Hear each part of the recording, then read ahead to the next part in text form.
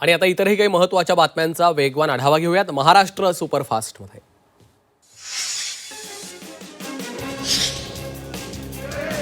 साताऱ्याच्या मोती चौकात स्वातंत्र्य दिनाचं औचित्य साधून भाजपच्या वतीने 10,000 तिरंगा वाटपाचा उपक्रम राबवण्यात आला. या उपक्रमाचा भाग म्हणून 14 ऑगस्टला साताऱ्यामध्ये दुचाकी तिरंगा रॅलीचं आयोजन केलं.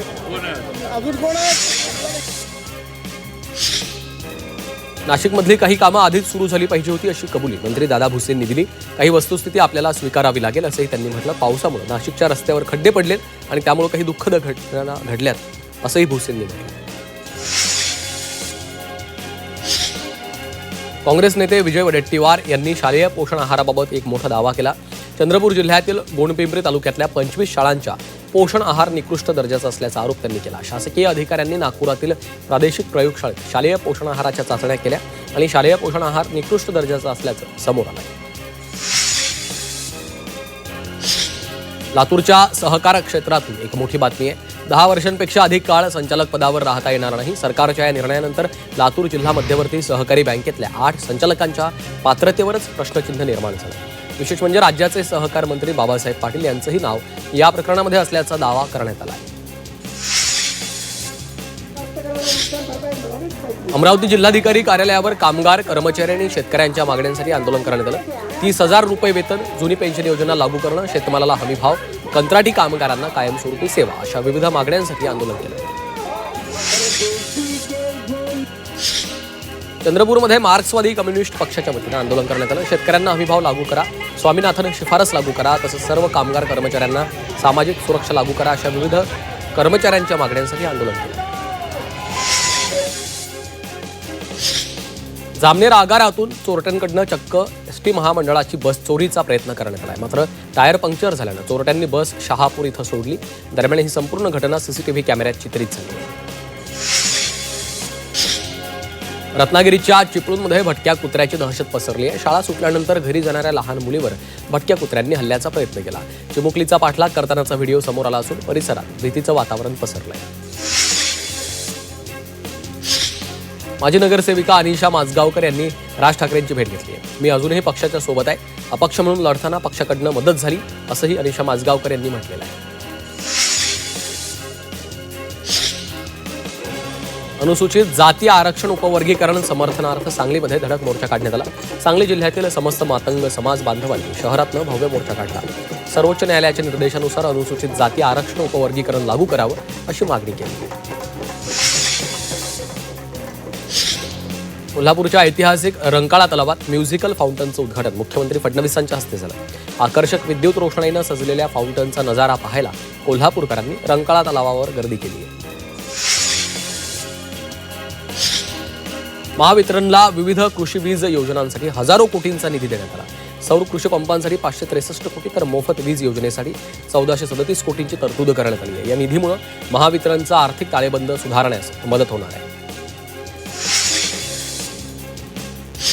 संभाजीनगर महापालिका शहरातील घर, दुकान, उद्योग आणि पाणी जोडण्यांचं GIS आधारित सर्वेक्षण करणार आहेत.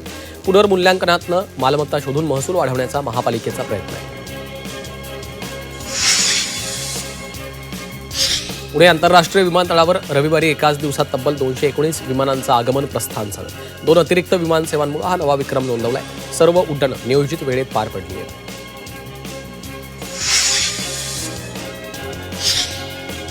अंमली पदार्थ विरोधी अभियानाच्या अंतर्गत अमरावतीमध्ये तृतीय विदर्भस्तरीय सायकल स्पर्धेचं आयोजन केलं. स्पर्धेमध्ये 385 स्पर्धकांनी सहभाग घेतला. 50 किलोमीटरच्या या स्पर्धेत विविध वयोगटांचा समावेश होता. मालेगाव शहरातील नागरिकांना विविध समस्यांना सामोरं जावं लागतं. रस्त्यावरचे खड्डे, महिलांसाठी प्रसाधनगृह, पाण्याची असुविधा या विविध मागण्यांसाठी बंद पुकारण्यात आला. या बंदला चांगला प्रतिसाद मिळतो आहे. नाशिकमध्ये चक्क रेड्यावर स्वारी करत नागरिकांना खड्ड्यांविरोधात संताप व्यक्त केला. मखमलाबाद परिसरात रस्त्यांवर मोठे खड्डे पडलेले आहेत. यामुळे कारसह दुचाकीचं मोठं नुकसान होतंय. वाहन चालक जीव मुठीत धरून प्रवास करतायत.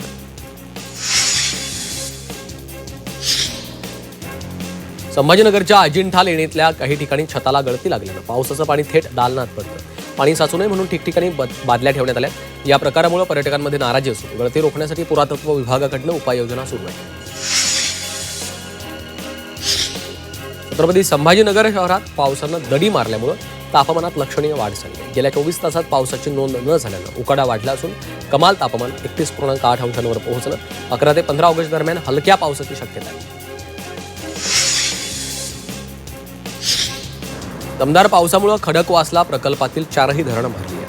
खडकवासला धरणातून आतापर्यंत 13.79 टीएमसी पाणी मुठा नदीमध्ये सोडण्यात आलं. यंदा एकाच वेळी सुमारे 43,000 क्युसेकनं विसर्ग करण्यात आला असून हे पाणी उजनी धरणामध्ये जमा झालं. पावसाचा जोर कमी झाल्यानं कोयना धरणाचे 6 वक्र दरवाजे बंद करण्यात आले. सांडव्यावरील विसर्ग थांबवण्यात आला असून पायथा विद्युत गृहातनं मात्र 1050 क्युसेक पाणी नदीपात्रात सोडले जात आहे. सिंधुदुर्गच्या तिरारी खोऱ्यामध्ये पट्टेरी वाघाचा मुक्त संचार कॅमेऱ्यात कैद झाला. सह्याद्री पट्ट्यात 12 वाघांचा अधिवास असल्याची नोंद यापूर्वीच वन विभागाकडून करण्यात आली आहे. नाशिकमधील भूकंपाच्या धक्क्यांबाबत तज्ज्ञांनी मोठा दावा केला. धक्क्यांचं संकट टळण्यासाठी आणखी महिनाभर प्रतीक्षा करावी लागणार आहे. गेल्या जुलैपासून नाशिकमध्ये 1.6 ते 4.3 रिश्टर स्केलचे 64 धक्के तर गेल्या 24 तासात 3 धक्के जाणवलेले आहेत.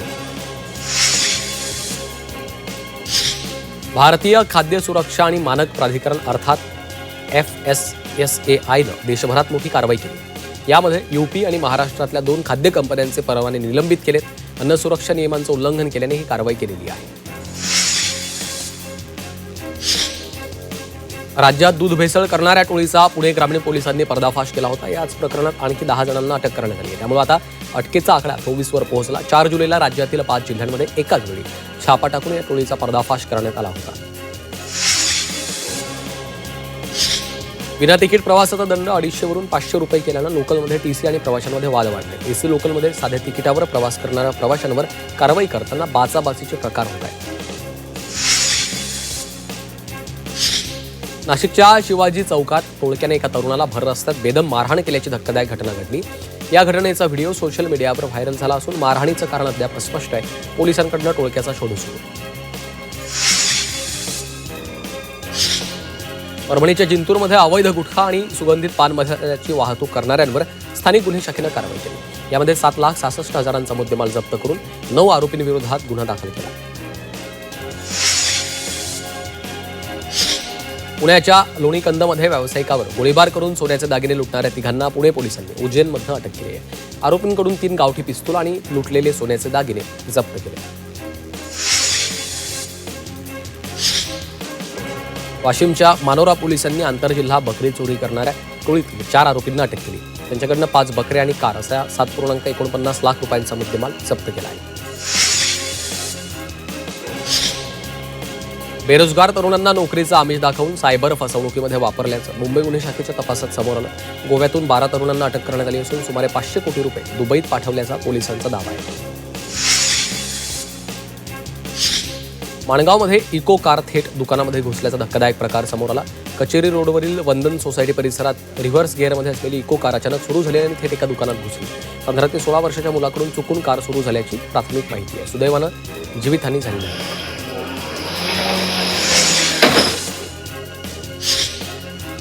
महामार्गावरील प्रवास दिवसेंदिवस धोकादायक बनत चाललेला आहे. 2.5 वर्षात 355 जणांचा बळी गेला तर 492 जण गंभीर जखमी झाले. पुणे आणि पिंपरी चिंचवड शहरातून जाणारे मुंबई बंगळुरू जुना पुणे मुंबई पुणे नाशिक आणि तळेगाव चाकण शिक्रापूर हे 4ही महामार्ग अपघाताचे हॉटस्पॉट ठरत आहेत. रायगडच्या महाड विन्हेरे मार्गावर 2 एसटींचा अपघात झाला. यामध्ये 8 प्रवासी जखमी झाले. घाटातील वळणावर नियंत्रण सुटल्यानं अपघात झालेला आहे. पण अपघातामुळे परिसरात काही काळ वाहतुकीचा खोळंबा झाला होता. माणगावमध्ये कार थेट दुकानात घुसल्याचा धक्कादायक प्रकार समोर आला. रिव्हर्स गिअरमधील कार 15 ते 16 वर्षाच्या मुलाकडून चुकून सुरू झाल्याची माहिती.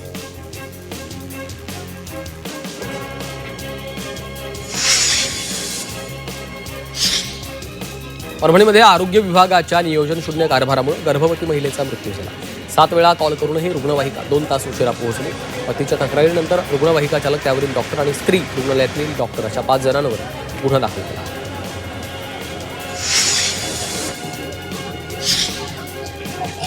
हिंगोलीच्या वसमतच्या काझीपुरा भागात तलावाच्या सौंदर्यीकरणासाठी खोदलेल्या ओढ्या खड्ड्यात पडून 8 वर्षाच्या चिमुकल्याचा दुर्दैवी मृत्यू झाला. सुरक्षेची उपाययोजना किंवा सूचना फलक नसल्यानं नगरपालिका आणि कॉन्ट्रॅक्टरच्या निष्काळजीपणावर नातेवाईकांनी संताप व्यक्त केला.